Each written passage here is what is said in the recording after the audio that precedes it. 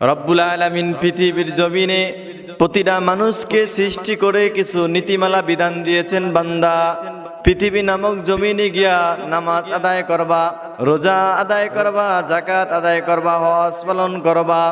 বান্দা পৃথিবীর জমিনে তুমি যদি এগুলো করো বান্দা, মরতে দেরি আমার বানানো নামক জান্নাতে ঢুকতে দেরি হবে না। রব্বুল আলামিন এই পৃথিবীর জমিনে মানুষকে সৃষ্টি করেছেন আল্লাহ তাআলার বন্দেগী করার জন্য, আল্লাহ তাআলার ইবাদত বন্দেগী করার জন্য, আল্লাহ তাআলার কুদরতি পায়ে সেজদা দেওয়ার জন্য, নামাজ আদায় করার জন্য, রোজা পালন করার জন্য, যাকাত আদায় করার জন্য, হজ পালন করার জন্য।